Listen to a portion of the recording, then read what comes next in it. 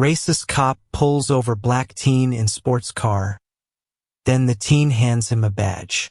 The afternoon sun cast a golden hue over the quiet suburban streets of Brookhaven, just outside Atlanta. It was the kind of neighborhood where nothing ever seemed out of place, where the biggest disruption was usually a misplaced trash bin or a dog barking too loud.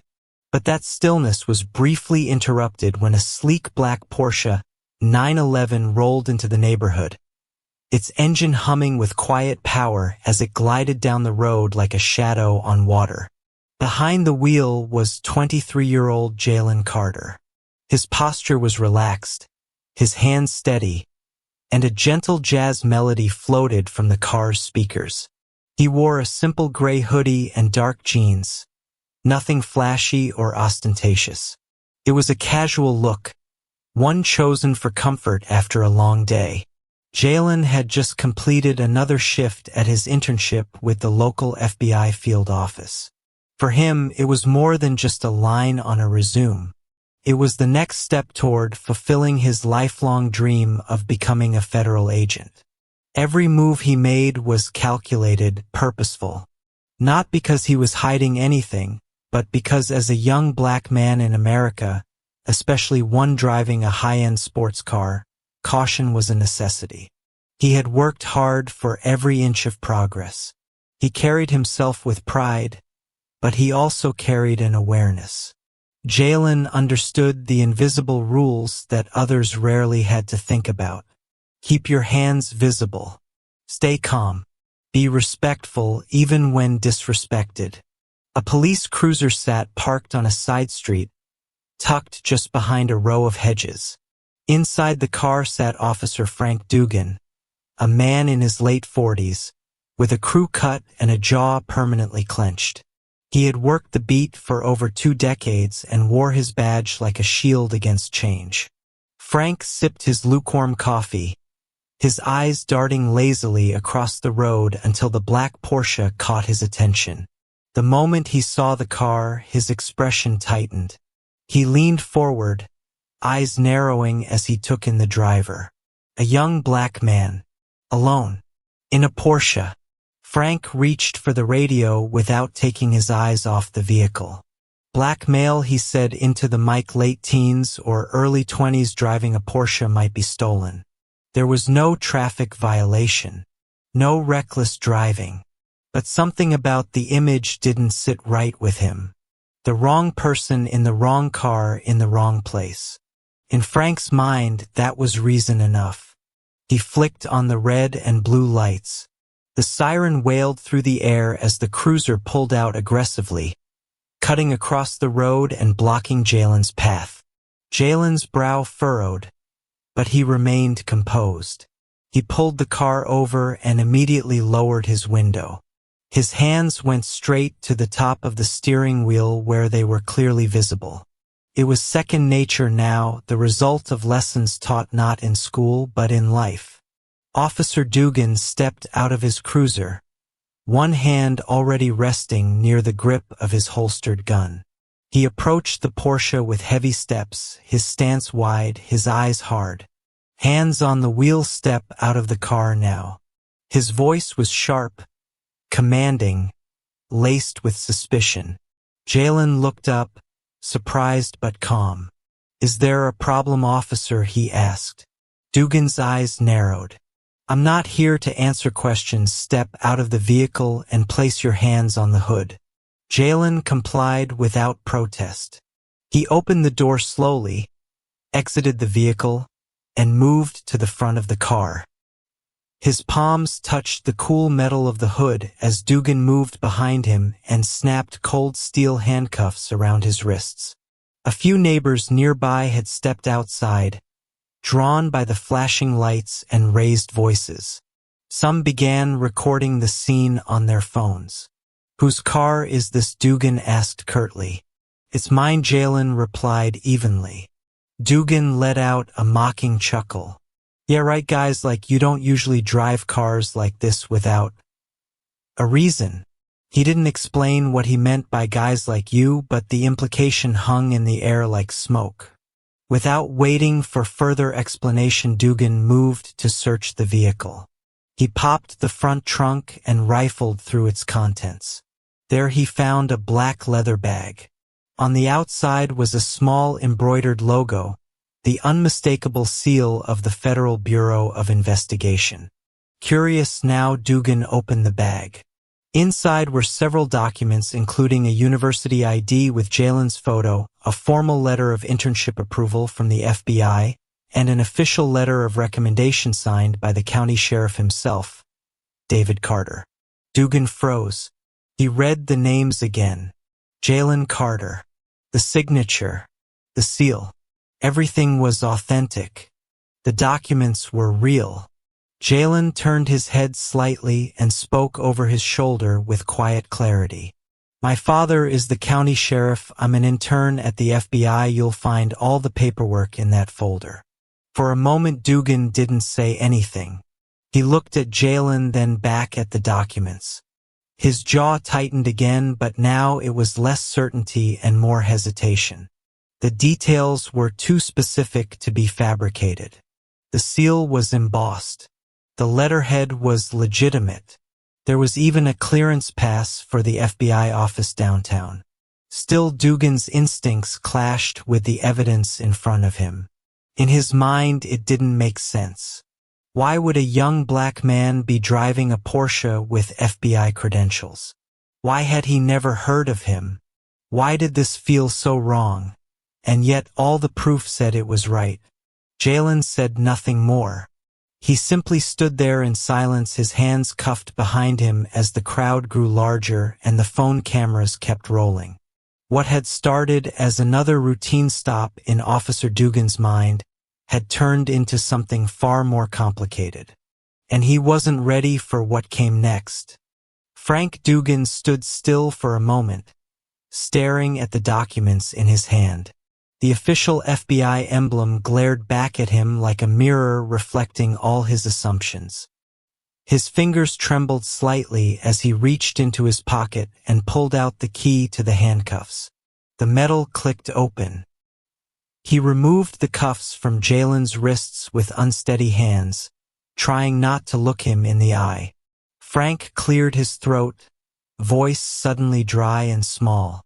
Sorry, he muttered, just a standard precaution. The words came out thin and forced, like they were meant more for himself than for Jalen. Jalen rubbed his wrists slowly but said nothing. His face showed no surprise, no anger, only a quiet stillness that made the silence feel louder. Then he calmly reached into the inside pocket of his jacket and pulled out a slim leather wallet. He opened it and held it out without a word. Inside was a temporary identification badge issued by the Federal Bureau of Investigation. His name was printed clearly beneath the photo. Jalen Carter, FBI Internship Program, Future Agents Initiative. Frank stared at the badge, as if hoping it would somehow change into something else, something that made more sense. But it did not. Jalen's voice broke the silence. It was steady, measured, and calm, but beneath it ran something deeper, something heavier. I know how to respond to being pulled over, Jalen said. I've been trained. I know where to put my hands. I know what not to say. And I know exactly what someone like you thinks when you see someone like me in a car like this. Frank opened his mouth to speak but hesitated. Look, I was just doing my job, he said weakly. I didn't mean to. Jalen interrupted gently but firmly. If I were white, would you have drawn your hand to your weapon? Frank looked away. The weight of the question hung between them. It was not rhetorical. It was a mirror, a challenge, a quiet truth wrapped in an undeniable reality. Around them the atmosphere had shifted. The flashing lights still danced across the street, but they no longer held the authority they once did. They felt more like a spotlight now, exposing something uncomfortable. The small crowd of onlookers had grown. People stood on sidewalks and porches, phones still raised. Their voices began to cut through the tension. "This is racism," one woman said. "He didn't even do anything," said another. "Is this what protecting and serving looks like?" Frank heard every word. Each one landed like a stone in his stomach. He looked at Jalen again, really looked this time, not through the filter of assumption or fear, not as a threat, not as a profile, but as a man standing calmly after being unjustly detained, a man who had done everything right, a man who held an FBI badge and yet still had to fear being mistaken for a criminal simply for existing. Frank felt exposed, not because of the cameras, but because the truth was no longer something he could deny to himself. He had gone too far, not because of paperwork, not because the man in front of him had connections, but because deep down he had never really learned how to see people beyond the color of their skin. Jalen took a small breath and looked around at the crowd, then back at Frank. His tone was soft but unwavering. "This isn't about me," he said. "It's about what people like you choose to see and what you choose to ignore." Frank's mouth opened again as if to apologize, but the words wouldn't come. What could he possibly say now that would change anything? Jalen didn't wait for an answer. He stepped back toward his car and picked up his documents, sliding them carefully back into the leather bag. His movements were slow and deliberate, like someone who had done this before, like someone who had learned how to carry himself with control when the world around him refused to offer the same. He looked at Frank one last time. "I hope this moment stays with you," Jalen said, "because it's not the paperwork that should have made you pause. It's the humanity." And with that, Jalen opened the door to his Porsche and slid inside. The engine came to life with a quiet roar, smooth and confident. He didn't peel away or make a scene. He simply pulled back onto the street and disappeared down the road. Frank remained standing there for a long moment as the crowd slowly dispersed and the weight of what had just happened settled into the quiet. His radio crackled to life in his cruiser, but he didn't respond. For the first time in a long time, he didn't know what to say. He had not just pulled over a young man. He had collided head-on with his own prejudice. And in that confrontation, he had come up short. The office of Sheriff David Carter was silent except for the faint ticking of an old clock on the wall. Its rhythm was steady and relentless like the weight in the room. Frank Dugan sat across from the sheriff, his back straight but his eyes uncertain. His uniform was neatly pressed, but his confidence had long since unraveled. He was no longer the man who had pulled over a young black driver with his hand near his weapon. Now he was a man confronted by the consequence of that choice. Behind the desk sat Sheriff David Carter. His face was carved in stone, his jaw tight, his gaze sharp and unwavering. He had worn this uniform for nearly 30 years.